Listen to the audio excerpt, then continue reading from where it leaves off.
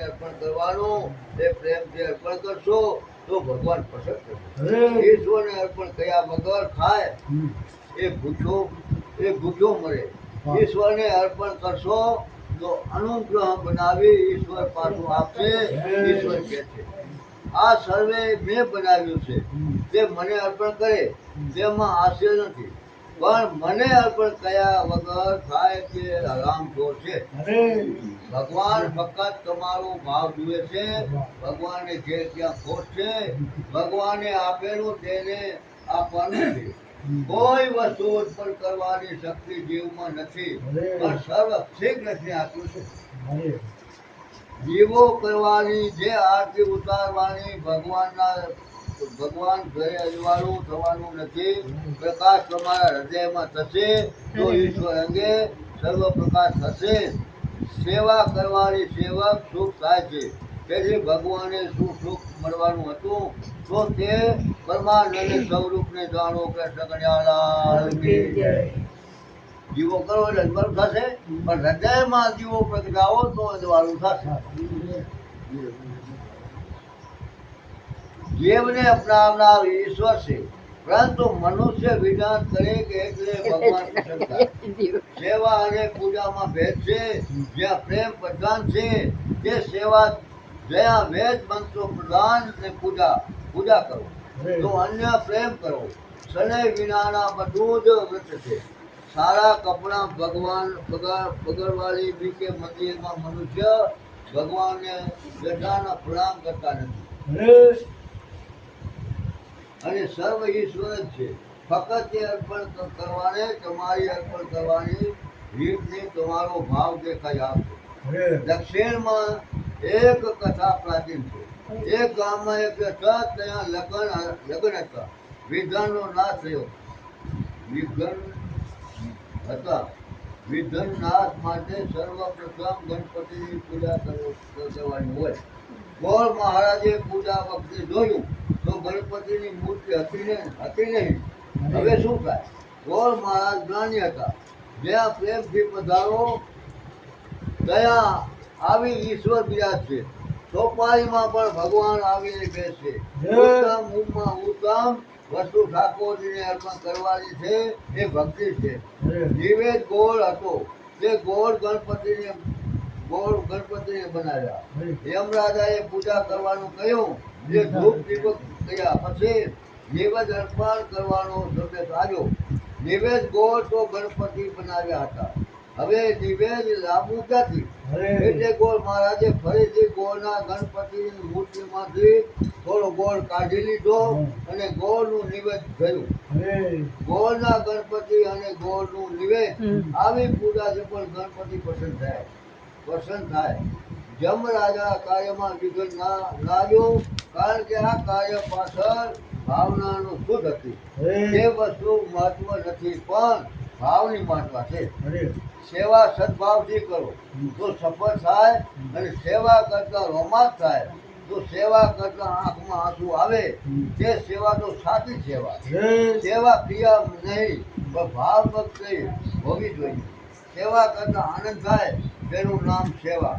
થોડું કરો પણ પ્રેમપૂર્વક કરો. કૃષ્ણ કનૈયાલાલ કી જય. હે નાથ, આપનો વિશંબર છો, સર્વના માલિક છો. તમને કોણ જમાડી શકે?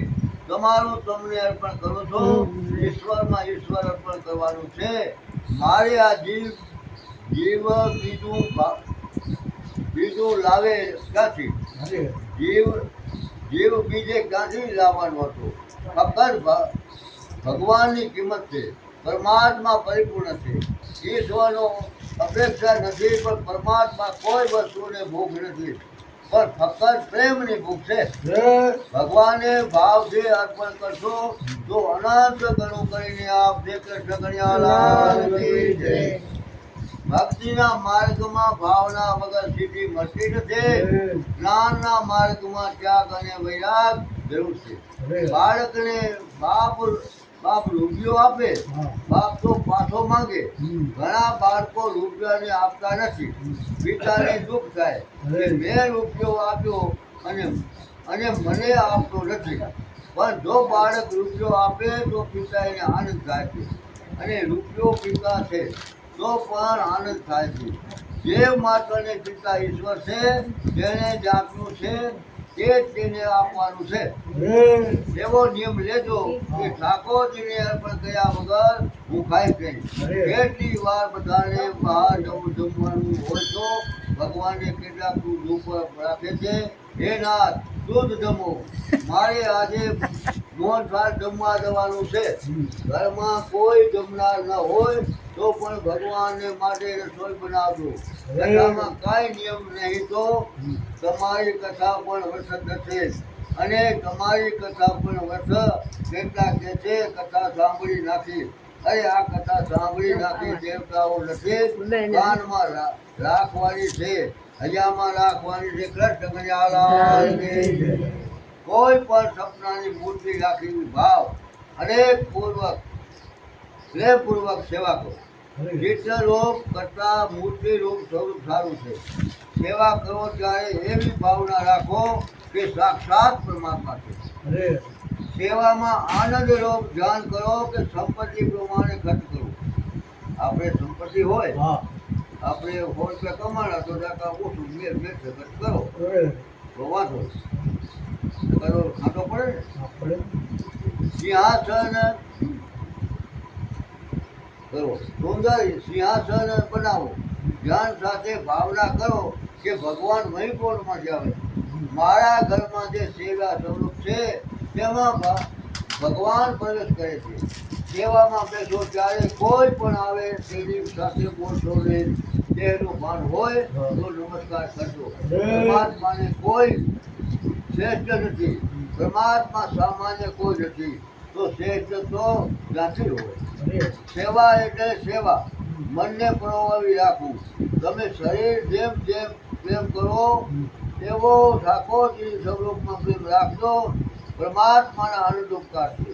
પ્રભુનો અનેક વાર મારું રક્ષણ કર્યું. હું ભગવાનનો દાસ છું. સેવામાં દાસે પણ મુખ્ય છે.